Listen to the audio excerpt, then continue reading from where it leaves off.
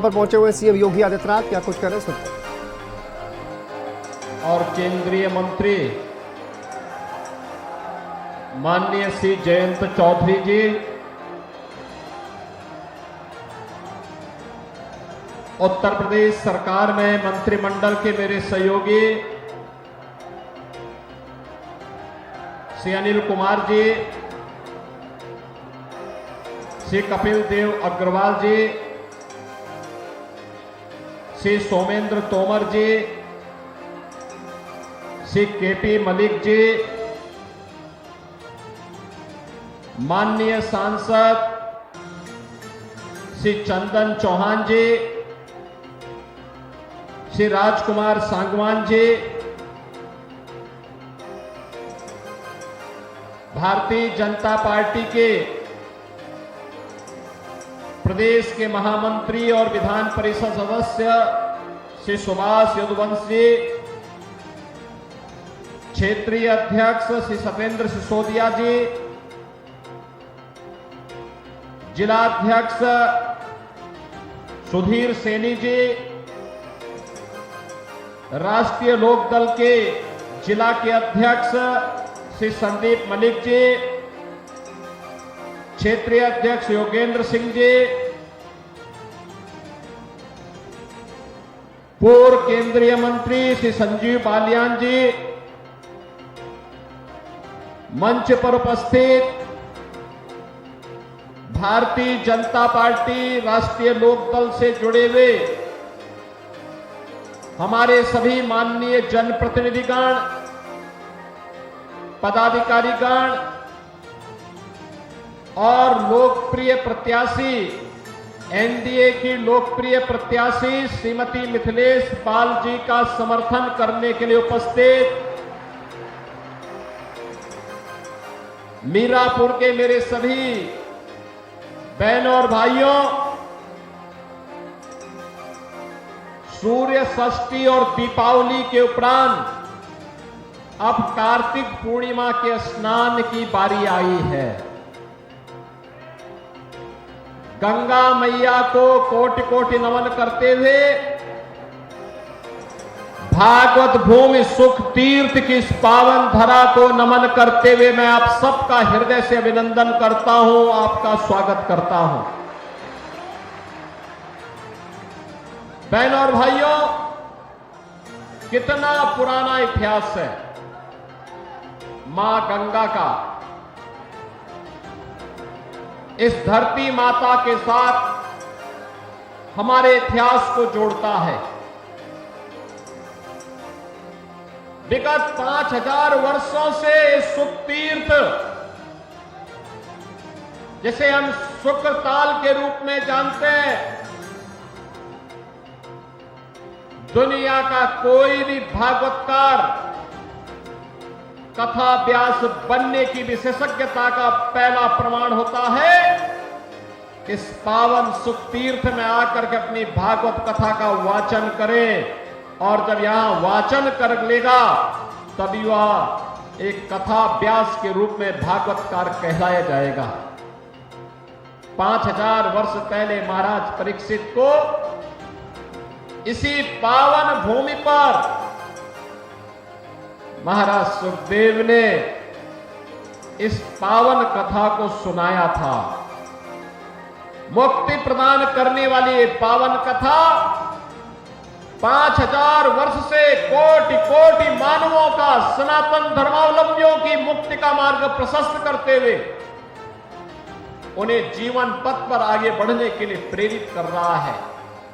और इस पुण्य क्षेत्र में कार्तिक पूर्णिमा का स्नान सुख तीर्थ में, गढ़मुक्तेश्वर में, मां गंगा के आंचल में जहां कहीं भी जगह मिलेगी हर श्रद्धालु जाकर के स्नान करेगा।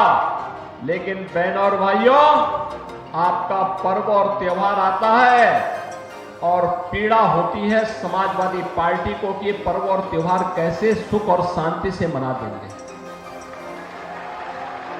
आपने देखा होगा भारत निर्वाचन आयोग ने 13 नवंबर को चुनाव की तिथि घोषित की थी। सभी राजनीतिक दलों ने जनता जनार्दन की सुविधा और आस्था को सम्मान करते हुए चुनाव आयोग से अनुरोध किया था कि ये चुनाव की तिथि आगे बढ़ा दी जाए, क्योंकि 11 नवंबर से ही हमारा पश्चिमी उत्तर प्रदेश, मुजफ्फरनगर, शामली, गाजियाबाद, मुरादाबाद, संभल, अमरोहा और आसपास के क्षेत्र के श्रद्धालु गंगा स्नान करने के लिए सुख तीर्थ पर या फिर गढ़मुक्तेश्वर में या टिकरी में जाकर के वहां रात्रि निवास करते हैं, वहां प्रवास करते हैं, कुछ घंटे मां गंगा के आंचल में व्यतीत करते हैं। उनकी आस्था का सम्मान हो। हम आभारी हैं भारत निर्वाचन आयोग के कि उन्होंने जन आस्था का सम्मान दिया, लेकिन समाजवादी पार्टी ने इस फैसले का विरोध किया। ये समाजवादी पार्टी पूरी तरह एक्सपोज हो चुकी है। पहले तो सपा और कांग्रेस में एक प्रकार का तलाक सा हो गया है, दोनों ने छोड़ दिया है। दोनों में फिर से वही खटपट शुरू हो गई है, क्योंकि लोकसभा चुनाव में इन्होंने आपके बीच में कहा था खटाखट खटाखट। एक खटाखट का लाभ मिला क्या किसी को? मिला क्या इनके खटाखट का लाभ? बहनों और भाइयों, अब दोनों में खटपट शुरू हो गई और उसी की तैयारी है, उसी का आह्वान करने के लिए आज हम आए हैं। उन्होंने खटाखट के नाम पर आपको बहकाया, जनता जनार्दन को गुमराह किया, गलत मार्ग पर ले जाने का कुत्सित प्रयास किया। अवसर है अब इस समाजवादी पार्टी का सफाचट करने का। याद करिए, ये वही समाजवादी पार्टी है और इनके प्रत्याशी मुजफ्फरनगर दंगे का सरगना भी तो है। बहनों और भाइयों, हथियारों का जखीरा बरामद हुआ था और याद करिए, तब समाजवादी पार्टी की सरकार के मुखिया और आज के समाजवादी पार्टी के भी मुखिया उन दंगाइयों को अपने सरकारी आवास पे बुला करके सम्मानित कर रहे थे। बहनों और भाइयों, आपने देखा होगा ये पश्चिमी उत्तर प्रदेश, जहां का हमारा अन्नदाता किसान अपने खून और पसीने से धरती माता में सोने उगलाने का काम करता है, अपनी मेहनत से, अपनी पुरुषार्थ से पूरी धरती में फसलें लहलाती भी दिखाई देती हैं तो सोने जैसा एक महक देती है। और बहनों और भाइयों, इस पश्चिमी उत्तर प्रदेश को समाजवादी पार्टी की सरकार कहां लेके चली गई थी?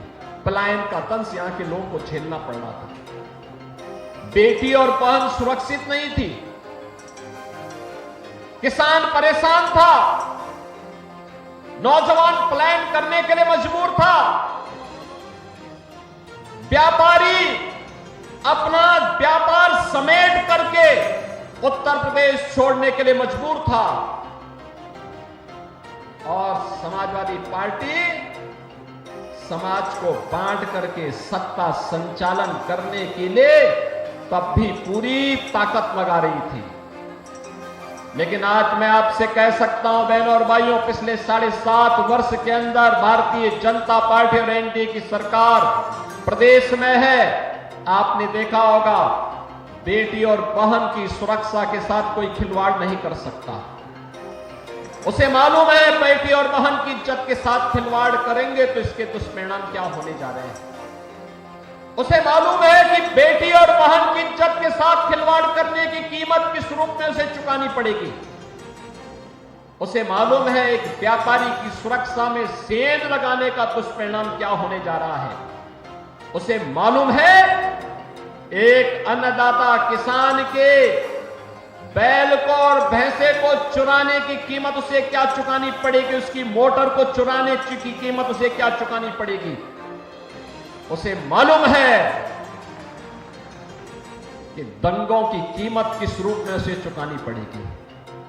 अब तो दंगा नहीं हो रहा पश्चिमी उत्तर प्रदेश में, अब तो किराना में पलायन भी नहीं हो रहा है, अब तो यहां व्यापार फल फूल रहा है, अब तो यहां पे 4 लेन 6 लेन 12 लेन के एक्सप्रेस हाईवे बन रहे हैं और अब तो रैपिड रेल भी सचपट रूप से मेरठ से दिल्ली की दूरी तय कर ली है।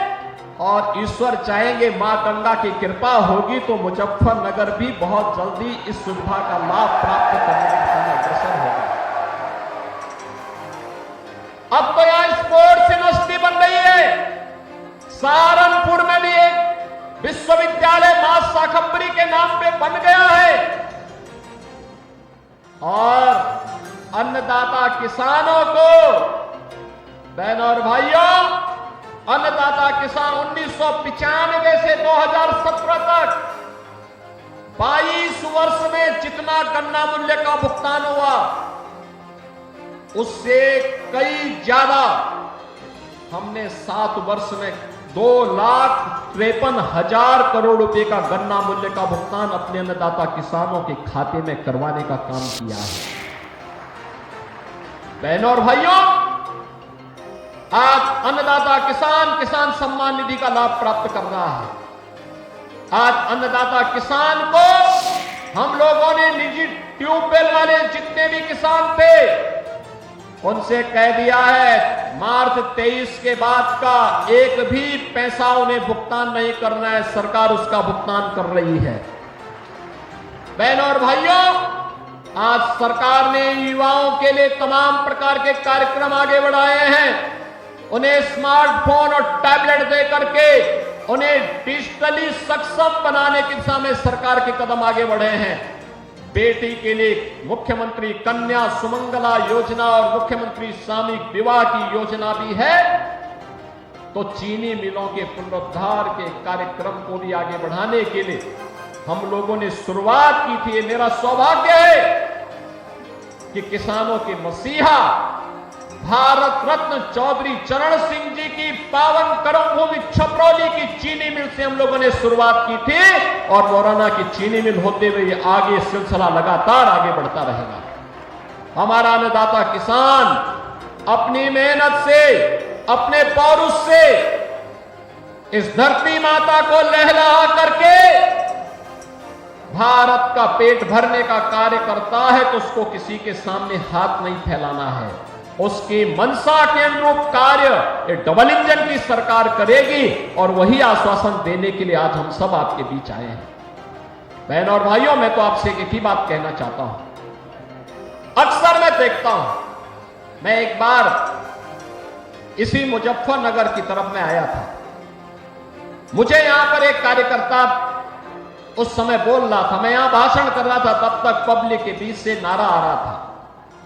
वो कह रहा था कि 12 से 17 के बीच में एक नारा चलता था और वो नारा होता था, जिस गाड़ी पर सपा का झंडा समझो बैठा है कोई।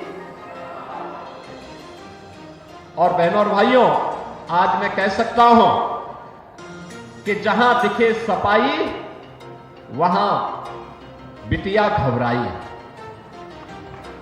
आपने देखा होगा उनके कारनामों को। अयोध्या में नजारा आपने देखा होगा, कन्नौज में देखा होगा। ये नया ब्रांड है समाजवादी पार्टी का, ये नया ब्रांड है इनका। इनको लोग लाज नहीं, ये आस्था के साथ खिलवाड़ करने वाले लोग हैं। बेटी और बहन की सुरक्षा में सेंध लगाने वाले लोग हैं। इनके वास्तविक संस्कार देखने हैं तो समाजवादी पार्टी के मीडिया सेल के सोशल मीडिया हैंडल को देखिए, कितनी घटिया स्तर की बातों को ये लोग करते हैं। इस समाजवादी पार्टी के वास्तविक चरित्र को दिखाता है।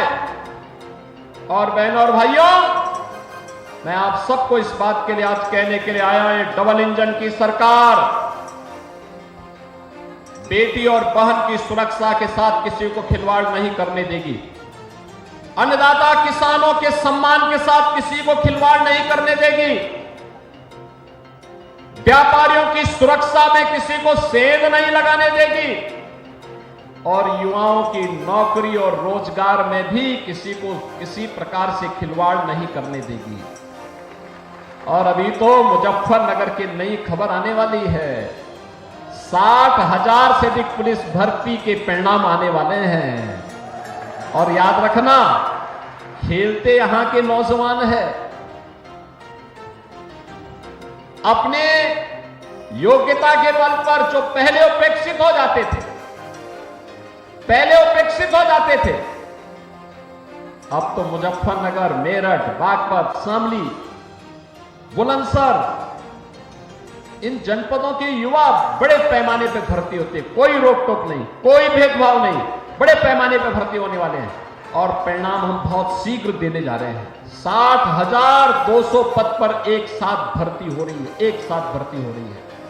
और बहनों और भाइयों, इसीलिए मैं आपसे कहने के लिए आया हूं, युवाओं के लिए सरकारी नौकरी भी है, तो खिलाड़ियों के लिए भी हम लोगों ने एक पॉलिसी बना करके उन्हें नौकरी देने की कार्रवाई को आगे बढ़ाया है।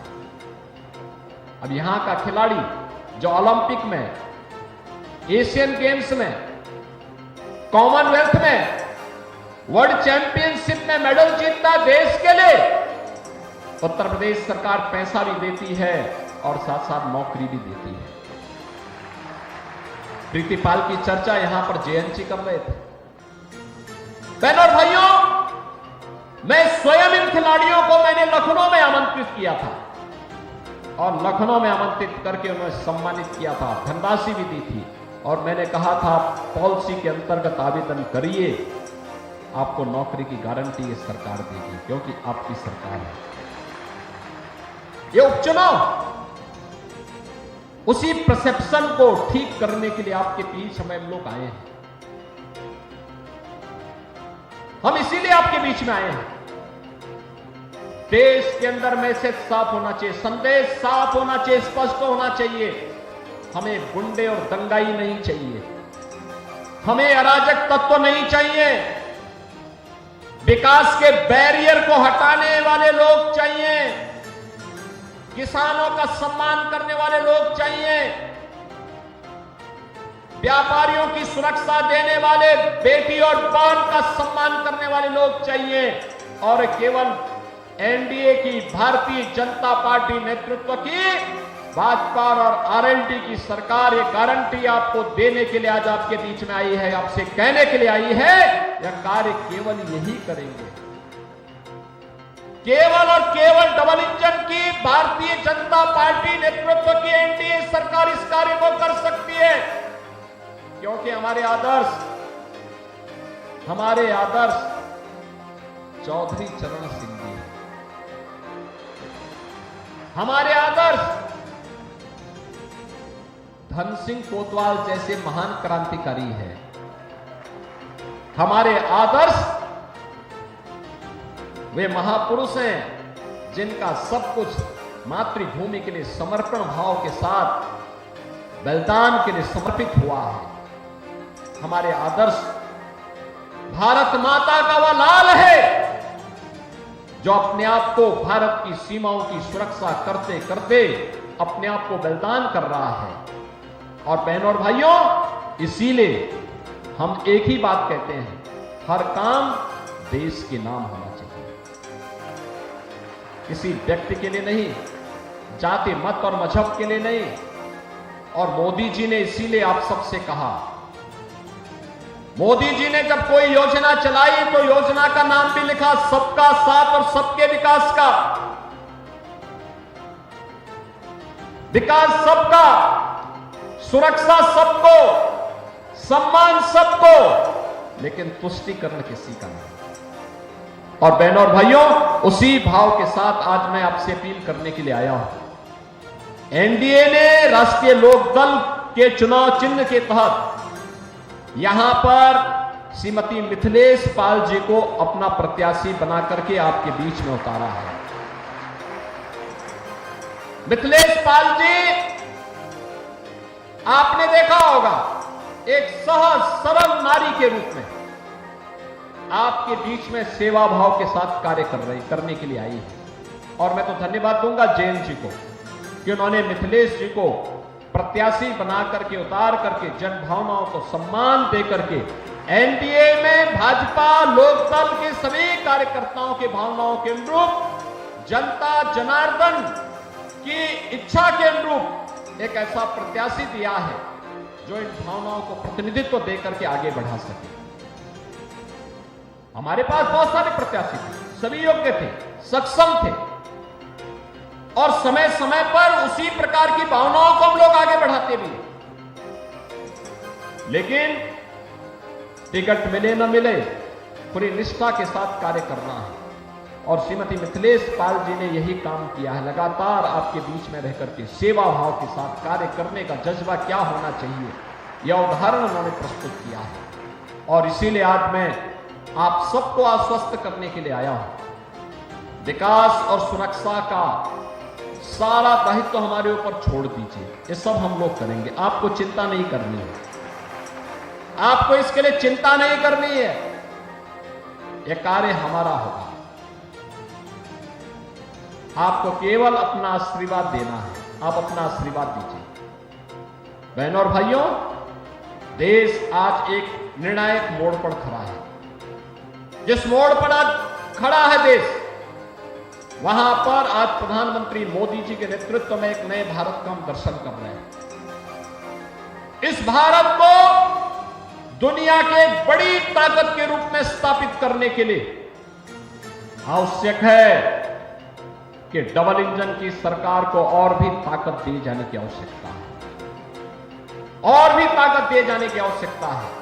एक तरफ मोदी जी के नेतृत्व में एक भारत श्रेष्ठ भारत बन रहा है और दूसरी तरफ इंडी गठबंधन आपसी मनमुटाव को देश के विभाजन और विखंडन की ओर लेके जा रहा है। आपने हाल ही में जम्मू कश्मीर विधानसभा के अंदर उस प्रस्ताव को देखा होगा जिसमें उन्होंने कहा है कि हम कश्मीर के अंदर धारा 370 को फिर से बहाल करेंगे। यानी आतंकवाद की जड़ जो धारा 370 है, जिसे 5 अगस्त 2019 को प्रधानमंत्री मोदी जी ने हमेशा के लिए समाप्त कर दिया है। कांग्रेस और समाजवादी पार्टी को अपनी स्थिति स्पष्ट करनी चाहिए कि जम्मू कश्मीर विधानसभा के इस प्रस्ताव पर वो बोले, क्यों उनका मुंह बंद है इस पर? ये फिलिस्तीन के नाम पर आंसू बहाने वाले लोग, पाकिस्तान के नाम पर आंसू बहाने वाले लोग जम्मू कश्मीर के मुद्दे पर मौन क्यों बने बैठे हैं? ये देश की एकता और अखंडता को चुनौती देने वाली स्थिति है और कोई भी भारतीय राष्ट्र की एकता और अखंडता को कतई पर किसी प्रकार की चोट को स्वीकार नहीं करेगा। और बहनों और भाइयों, उसी का आह्वान करने के लिए मैं आपसे अपील करने के लिए आया हूं। इस समाजवादी पार्टी हो या कांग्रेस, ये राष्ट्रीय एकता और अखंडता के साथ खिलवाड़ कर रही है अपने राजनीतिक स्वार्थों के लिए। इन्होंने झूठ बोल करके लोकसभा चुनाव में जनता जनार्दन को गुमराह करने का काम किया था। उस समय इन्होंने अनर्गल प्रलाप किए थे। बाबा साहब भीमराव अंबेडकर जी के बारे में, संविधान के बारे में झूठ बोल करके जनता को गुमराह करने का कुत्सित कार्य किया था। लेकिन अब तो आपके पास सब कुछ स्पष्ट हो चुका है कि कांग्रेस और समाजवादी पार्टी झूठ बोल करके जनता को गुमराह करके एक और संविधान के बारे में, आरक्षण के बारे में गुमराह कर रही थी, दूसरी तरफ खटाखट योजना से लोगों को बहका भी रही थी। लेकिन अब मैं आपसे कहने के लिए आया हूं, आपने मोदी जी का लगभग 10.5 वर्ष के कार्यकाल को देख लिया है। बाबा साहब भीमराव अंबेडकर के पंच तीर्थ बनाने का काम मोदी जी ने किया है।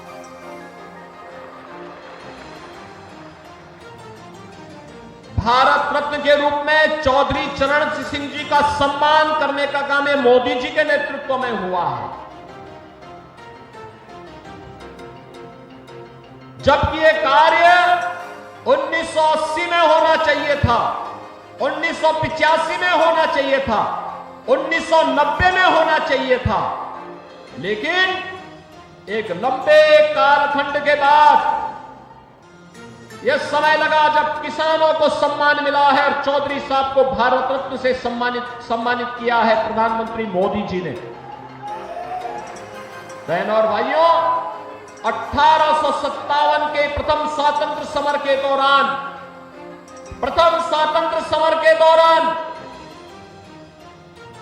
भारत के शौर्य का प्रदर्शन करके भारत की आजादी के लिए जिस महान क्रांतिकारी ने मेरठ में इस नेतृत्व को आगे बढ़ाया था, ऐसे धन सिंह कोतवाल जी के स्मारक को भी आगे बढ़ाने का काम है डबल इंजन की सरकार ने किया है।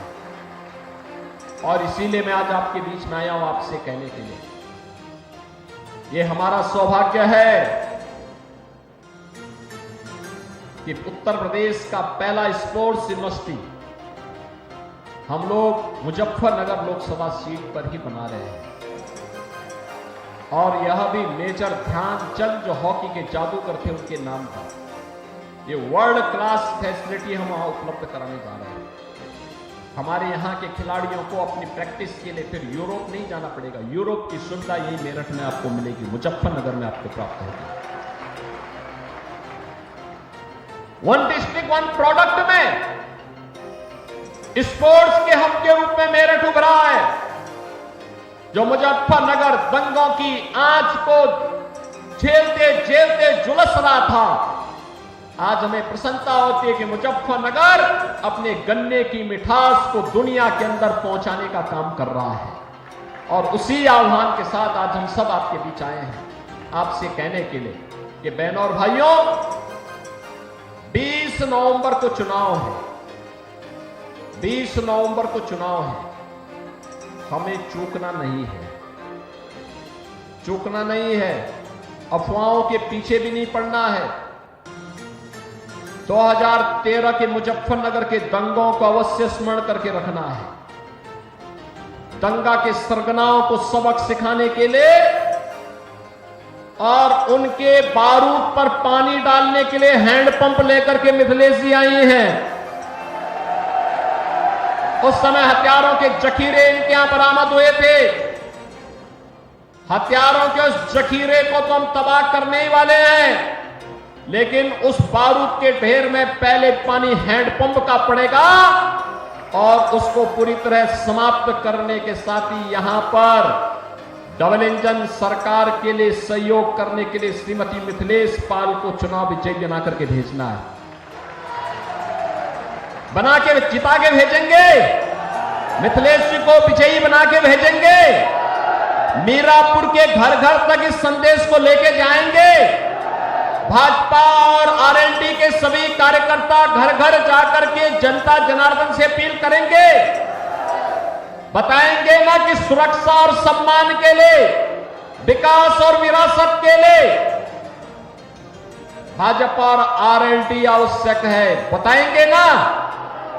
इसलिए आरएलडी के प्रत्याशी के रूप में श्रीमती मिथिलेश पाल जी को भारी बहुमत से विजयी बनाने की अपील करने के लिए मैं आपके पास आया हूं। जो लोग श्रीमती मिथिलेश पाल जी को विजयी बना करके अपना आशीर्वाद देने के लिए आए हैं, हाथ खड़ा करके थोड़ा उनको आशीर्वाद दीजिए।